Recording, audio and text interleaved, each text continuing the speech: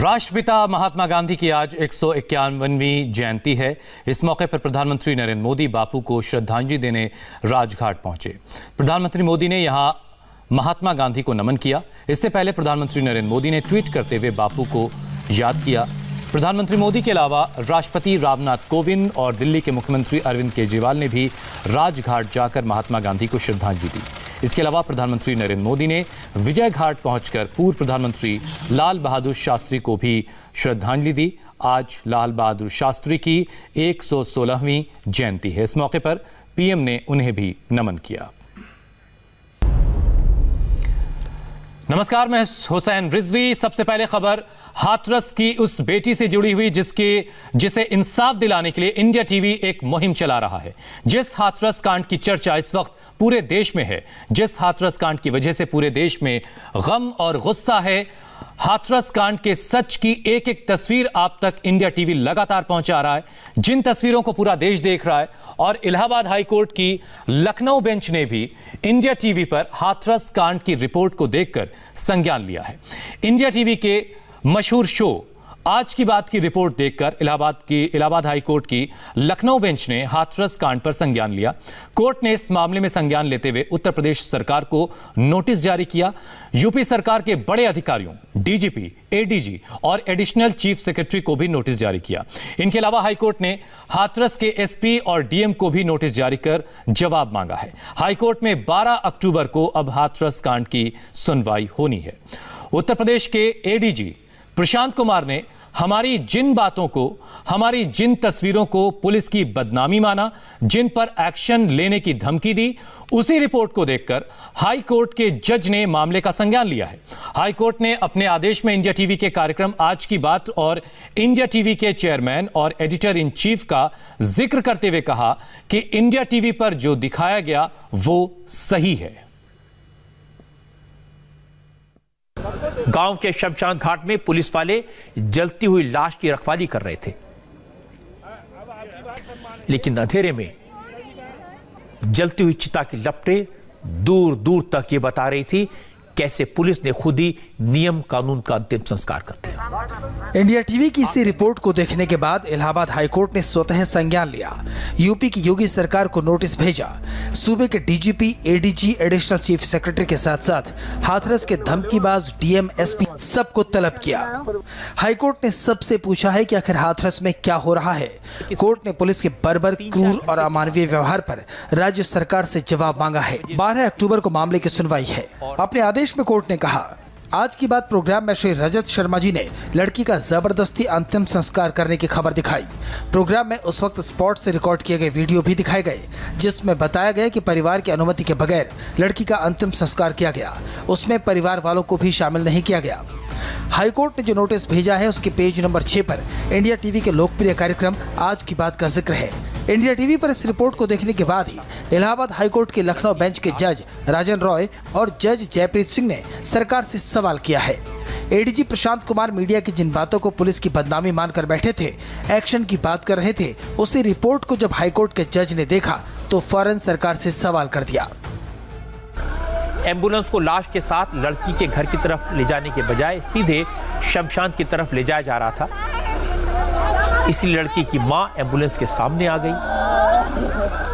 महिलाएं रोने लगी, बेटी की लाश को घर की चौखट तक ले जाने की मांग करने लगी। हाईकोर्ट ने बाकायदा अपने आदेश में इंडिया टीवी का जिक्र किया, आज की बात की रिपोर्ट का जिक्र किया, इंडिया टीवी के editor in chief Rajat Sharma का नाम लिया। लेकिन उत्तर प्रदेश की पुलिस ये मानकर बैठी है जो दिखाया जा रहा है, जो बताया जा रहा है, वो सब एक झूठ है। मनगढ़ंत आरोपों की बुनियाद पर खड़ी एक कहानी है। जबकि इंडिया टीवी पर दिखाई गई उस रात की एक एक तस्वीर पुलिस और प्रशासन के झूठ का पर्दाफाश कर रही है। यहाँ ये रात को नहीं होता है, ठीक है। हमारे होगा सुबह, चाहे कुछ भी हो, सुबह होगा, चाहे जान चलिए सुबह होगा। बोल रहा हूँ कुछ भी सही होगा, लेकिन हमने इतनी मेहनत की है, दिनों रात एक किया है, ठीक है। लेकिन ये होगा सुबह, मेरी बात है, मैंने आपको बोल दिया, आप चाहे मेरी जान लेना चाहे कुछ भी करें, लेकिन ये होगा सुबह। तुम फाइनल बोल दिया? फाइनल बोल दिया, और घर वाले भी बोलेंगे। इन सारी तस्वीरों को हाईकोर्ट के जजों ने देखा है कि कैसे उस रात परिवार वाले बोल रहे थे कि बेटी तो चली गई है, लेकिन उसे एक अच्छी रुखसती देने दो। जैसे बेटी विदा होती है पीहर से सपनों की डोली में, लेकिन बेटी को पुलिस वालों ने कंधा तक नसीब नहीं होने दिया। उल्टे मीडिया को रोका जा रहा है, सच दिखाने नहीं दिया जा रहा, परिवार से मिलने तक नहीं दिया जा रहा। यहाँ पर भी जैसे पुलिस हमें आगे नहीं जाने दे रही है, रोक रही है, जबकि क्या अगर इसमें क्या गलत है कि मीडिया जाए उस परिवार से बात करें। हाँ सर, हम यही जानना चाहते हैं कि आखिरकार क्यों रोका जा रहा है? हमें जानकारी नहीं है, प्रतिबंध लगा है, गांव सील है, कोई भी बाहर का आदमी इसमें नहीं जाएगा। पुलिस प्रशासन इस मामले को भले ही दबाने की कोशिश करे, हम पर डंडे बरसाए, गोली चलाए, लेकिन हम सच दिखाते रहेंगे, हम इंसाफ की आवाज उठाते रहेंगे, हम इस केस की फाइल पर धूल नहीं जमने देंगे, हम पूछते रहेंगे, बताइए साहब, आधी रात को आपने अंतिम संस्कार क्यों किया? परिवार वालों को आपने शव क्यों नहीं सौंपा? पीड़ित परिवार से मिलने क्यों नहीं जाने दिया जा रहा? पीड़ित परिवार को धमकाया क्यों जा रहा है? नहीं, जांच अगर होगी, लेकिन ये बताइए मीडिया वाले जाके बात ही तो करेंगे ना परिवार से। अगर परिवार से बात नहीं करेंगे तो कैसे? आप आगे मत बढ़िए, हम ला रहे हैं, आप यहीं रुकिए। हाँ, हम ला रहे हैं, भाई अधिकारी बुला रहे हैं। देखिए, अधिकारियों का प्रतिबंध आप नहीं जा सकते। देखिए, कानून आप डीएम से लीजिए। बात सुनो, आप हम पे तो कह रहे हो, आप डीएम साहब से, एसपी साहब से परमिशन ले लो। नहीं, मुझे एक बात बताइए कि यहाँ पर ऐसा क्या हो गया, आप हमें क्यों रोक रहे हैं? आपने पूछा कि आप यहाँ से क्यों आ रहे हैं? अरे आप ये देखिए, आपने वहाँ पर रास्ता रोक दिया, आप अंदर नहीं आने दे रहे हैं। ठीक है, ठीक है, आपने यहाँ रोकने से मिलो, आप डीएम साहब से मिलो, कप्तान साहब से मिलो, परमिशन ले आओ, आ जाना। इंडिया टीवी हाथरस का जो सच दिखा रहा है वो लाखों करोड़ों लोगों तक पहुंच रहा है। इंडिया टीवी की रिपोर्ट देखकर इस मामले से जुड़े बड़े बड़े अधिकारियों से सवाल पूछे जा रहे हैं। न सिर्फ सवाल पूछे जा रहे हैं, बल्कि हाईकोर्ट के नोटिस का असर यूपी के नौकरशाहों पर भी दिख रहा है। हाईकोर्ट से नोटिस मिलने के फौरन बाद कल उत्तर प्रदेश की टॉप ब्यूरोक्रेसी में बड़ा फेरबदल हुआ। Additional chief secretary Avinash Awasthi से सूचना विभाग की जिम्मेदारी छीन ली गई। उनकी जगह नवनीत सहगल को इंफॉर्मेशन डिपार्टमेंट का इंचार्ज बनाया गया। नवनीत सहगल के साथ इस विभाग में संजय प्रसाद भी उनके साथ होंगे। यानी अब यूपी के अहम सूचना विभाग की जिम्मेदारी 2 सीनियर अफसरों पर होगी।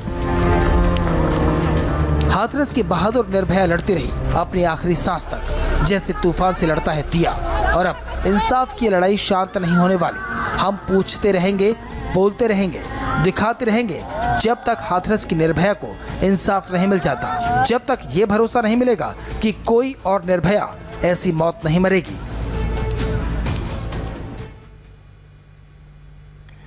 हाथरस की बेटी ने अपना आखिरी बयान 22 सितंबर को दिया। ये वो वक्त था जब उसकी हालत बिगड़ रही थी, बहुत नाजुक थी और उसे वेंटिलेटर पर रखना पड़ा। वो बार बार बेहोश हो रही थी, लेकिन 4 वहशी दरिंदों का चेहरा उसकी आंखों में घूम रहा था। उसने हौसला जुटाया, अपनी सारी ताकत को समेटा और एक एक का नाम लिया। लेकिन यूपी पुलिस के बड़े ऑफिसर ने मौत से पहले दिए गए पीड़िता के बयान पर सवाल खड़ा कर दिया।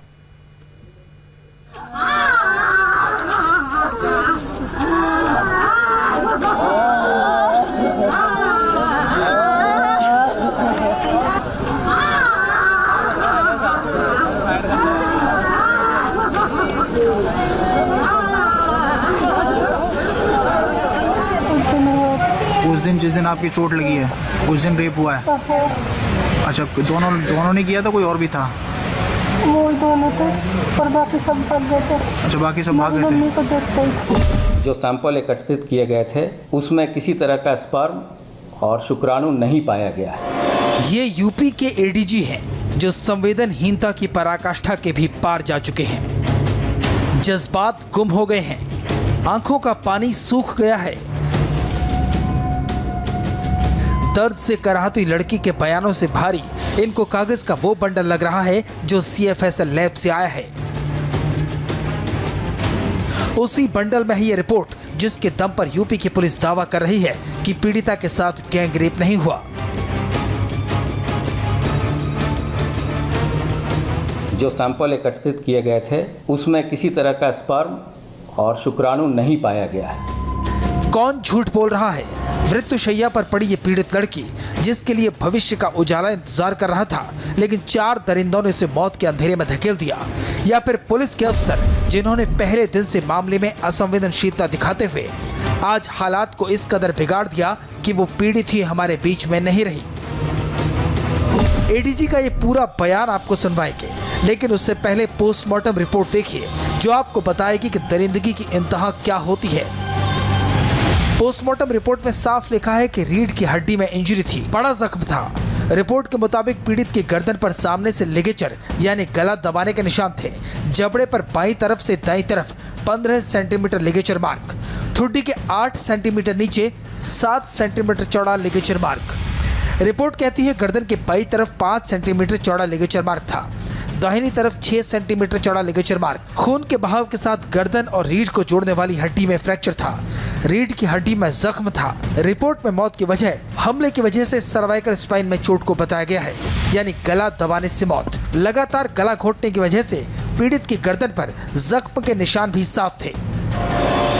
रीढ़ की हड्डी तोड़ दी, गर्दन तोड़ दी, गला घोट दिया, लेकिन एडीजी साहब उस कागज के बंडल को नचा रहे हैं जिसमें लिखा है कि हाथरस की बिटिया से रेप के सबूत नहीं मिले। क्या इससे दरिंदगी कम हो जाती है? जो दिल्ली के पीएम रिपोर्ट में जो मृत्यु का कारण आया है वो गले में चोट होने के कारण और उसके दौरान जो ट्रॉमा होता है उसके कारण आना बताया गया है। इस बीच जो विधि विज्ञान प्रयोगशाला की रिपोर्ट भी अब प्राप्त हो गई है, जिसमें यह स्पष्ट रूप से बताया गया है कि जो सैंपल एकत्रित किए गए थे उसमें किसी तरह का स्पर्म और शुक्राणु नहीं पाया गया है। इससे स्पष्ट होता है कि कुछ लोगों के द्वारा प्रदेश में गलत तरीके से जातीय तनाव पैदा करने के लिए इस तरह की चीज़ें कराई गई। हाथरस के इस जघन्य कांड में मीडिया से बात करते समय एडीजी यहीं पर नहीं रुके, इशारों में कई धमकियां भी दे डाली। ऐसे लोगों की पहचान की जाएगी जो प्रदेश में के सामाजिक सद्भाव और जातीय हिंसा भड़काना चाहते थे। हाथरस के डीएम प्रवीण कुमार पर गैंगरेप पीड़िता के परिवार ने गंभीर आरोप लगाए हैं। पीड़िता के परिवार ने आरोप लगाते हुए कहा कि डीएम धमकी देकर उन पर दबाव बना रहे हैं। इस पूरे मामले का एक वीडियो भी सामने आया है। हाथरस के पीड़ित परिवार का कहना है कि उनको धमकाया जा रहा है, केस को रफा दफा करने के लिए लगातार दबाव डाला जा रहा है।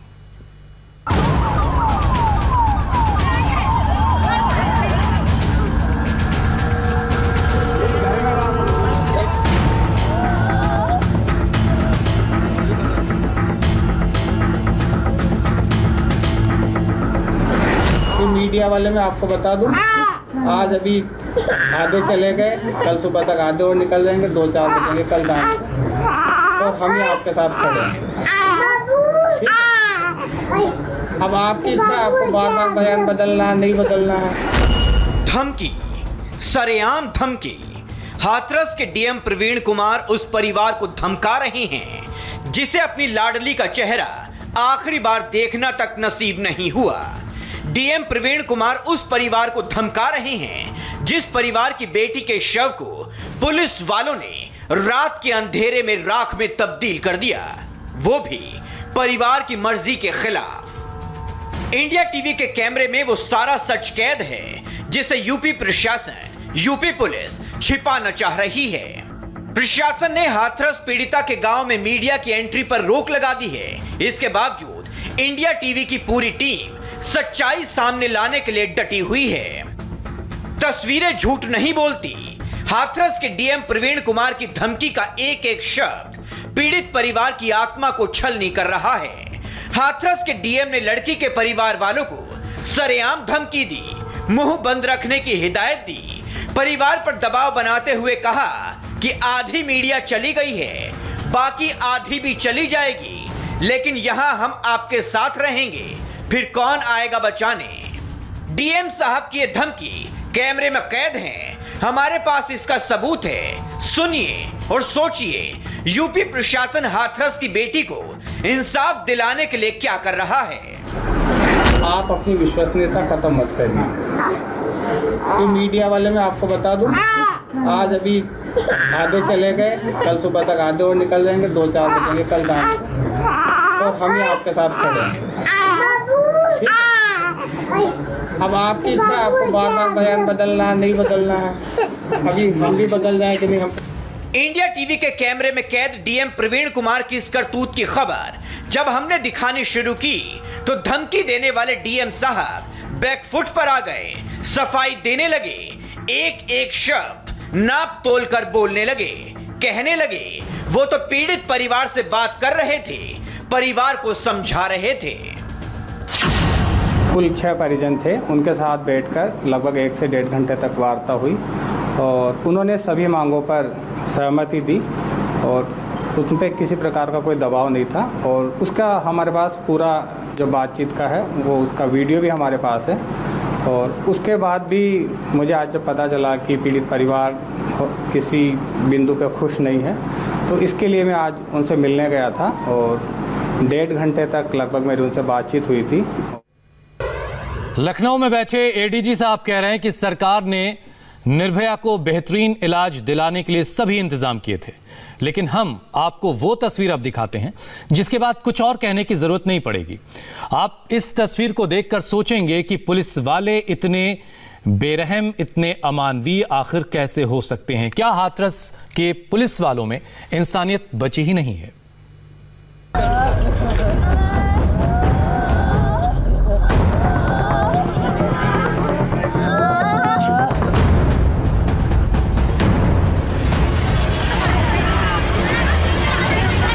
पुलिस ने शुरू से इसमें त्वरित कार्रवाई और तत्समय कार्रवाई की है।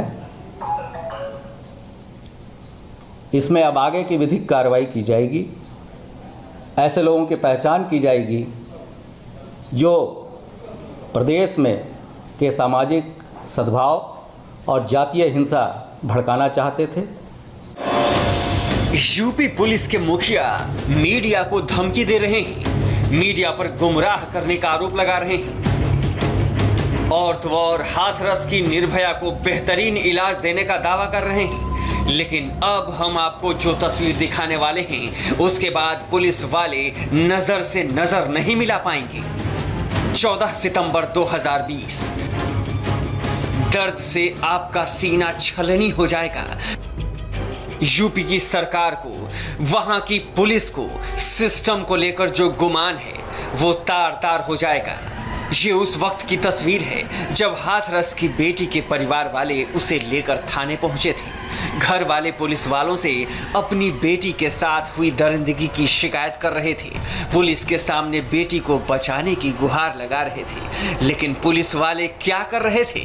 थाने के कैंपस में बेहोश लड़की को एक चबूतरे पर डाल दिया और फिर पूरी तसल्ली से फोटो खींच रहे थे।